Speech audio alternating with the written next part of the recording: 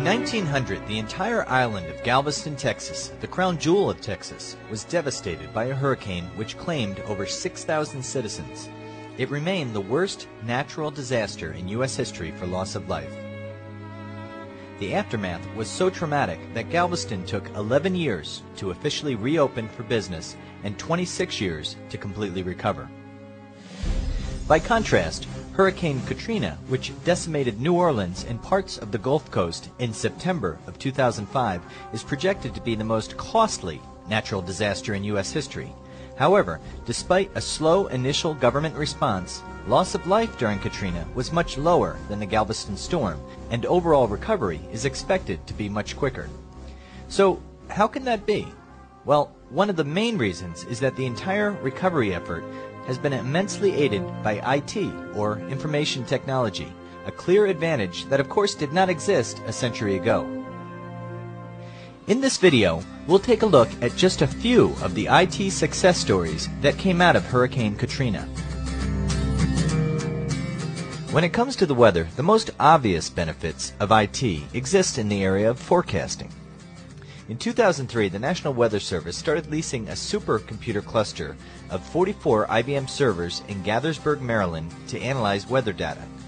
It was one of the 10 fastest computers in the world. At the time, they could forecast a storm 3 days in advance. In just 2 years, that number grew to 5 days. And by 2009, they'll be able to start tracking storms 7 days out. Current storm data, along with information from past disasters, is also used to predict storm damage. Companies like AIR Worldwide have pioneered this technology. AIR has access to the second largest insurance database in the world and has developed proprietary software that allows clients to input locations around the world and estimate potential losses. Clients include banks, insurance companies, and the U.S. government. In the days following Katrina, the medical challenges were overwhelming. Some hospitals took advantage of voice-over internet protocol technology, a kind of phone-over-broadband internet system to coordinate airlifts once standard communication failed. Other challenges included getting prescription medications to the sick. While hospitals are continually handicapped by the stated privacy information of patients, private companies like Walgreens keep their own proprietary customer database, allowing employees to quickly recover prescription records for displaced customers no matter where they are in the United States. Just the same, during chaotic times, there's an even greater risk of identity theft, and only a massive IT effort by companies like ChoicePoint and Axiom, with encryption, secured internet pipelines, and secured storage, can both provide and protect such large amounts of sensitive information. The legal system in New Orleans was in shambles because of the flooding. However, some firms were better prepared than others. Law firms like McGlinchey Stafford were able to pull up stakes, relocate dozens of lawyers, and get back to work quickly. Their secret was an emergency data backup system that mirrored critical computer information and stored it far off-site. Like many banks, Whitney Holding and Whitney National Bank dealt with the loss of physical currency and financial records. But thanks to electronic record storage, they're going to be able to rebuild their accounts from remote locations. With backup from the Federal Reserve to replace lost currency, they expect to honor every penny of client accounts. In June of 2005, Google had released code that allowed outside developers to use and adapt the Google Maps software. Immediately following Katrina, this led to a host of online resources to aid victims. For example, volunteers created visual databases in the form of online maps that allowed locals to post flood and wind damage reports. Other databases allowed for victims to enter their personal information and location so that others could locate them or help with needs such as food or medicine. IBM contributed by hosting the CNN Safe List and by implementing their new Entity Analytics system, which integrates different databases, making it possible to search a single, unduplicated, up-to-date list of people and support reunification.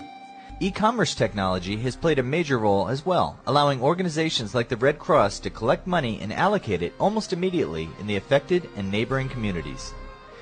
But people, of course, weren't the only survivors affected by the floods. Many organizations, such as the Humane Society, Noah's Ark, and PetFinder.com, scrambled to keep feed, and take care of displaced pets. Tracking these pets, keeping them fed and safe, and getting them back to their owners is a major logistical job that's facilitated by electronic communications, database technology, and electronic tracking. Weeks after the storm, the Times-Picayune was still struggling to reach 60,000 readers a day on paper after a traditional daily readership of 260,000. But the day after the storm, the newspaper was able to stay relevant and in business thanks to online publishing. Though its reporters were scattered, it was able to use the web to print stories and to access wire services to distribute online reports. Although it represents only 2% of Lake Pontchartrain's volume, the runoff from flooding in New Orleans contained harmful bacteria, oil, and gas-based pollutants and household toxins. Satellite imaging was used to target the most important damage quickly. The Gulf oil industry has been hit drastically at every point by the storm. This caused another increase in oil prices to Americans.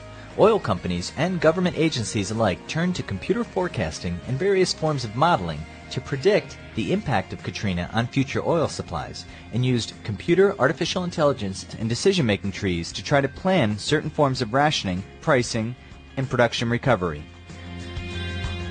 Insurance companies such as Allstate employed mobile catastrophe units to process hurricane-related claims, often working from laptops in parking lots of shopping malls. Coordination of information gathering, on-site claims adjusting, and cash claim payments become difficult in cases like Katrina, where wind damage and water damage may be covered by different policies. After having collected $20,000 or more per student for a fall semester that didn't come, many local universities faced difficult decisions. Many schools temporarily enrolled students in new colleges around the U.S. Meanwhile, they had to fund reconstruction efforts while honoring business commitments to students who paid for services they didn't receive. That meant a massive tracking effort of collected money, students, and their ultimate educational solutions.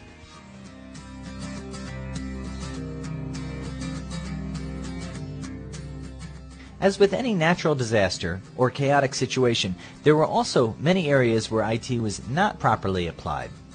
One of FEMA's earliest gaffes was to respond to people calling on cell phones from the roofs of their flooded homes. Victims were told to file claims via the local post office or, for faster service, to use FEMA's website. Without electrical service, this was obviously impossible.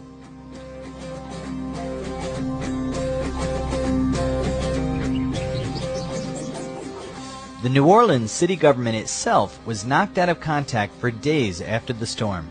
With only a few satellite telephones that quickly ran out of power and no backup IT plan, they resorted to looting an office depot in order to set up internet telephones.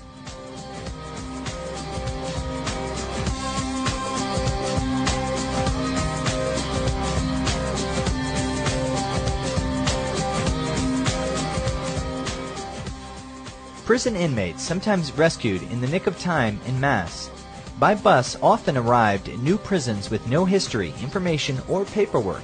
The failure of the legal system in New Orleans to back up information now had, in some cases, inmates with minor offenses temporarily housed with dangerous felons guilty of murder and other crimes. The ability to predict hurricanes, as discussed earlier, does not necessarily translate into the ability to act upon those predictions. Katrina exposed this weakness. As both local and federal government planning fell apart, worst-case scenarios occurred, including looting, missing children, and elderly or sick people dying in the streets in front of helpless neighbors. As a result of these events, cities across America are completely rethinking their evacuation plans, which will no doubt require massive integration of highway, census, and relief efforts data. Between the numerous successes and failures, there are many lessons to be learned from Hurricane Katrina from an IT perspective.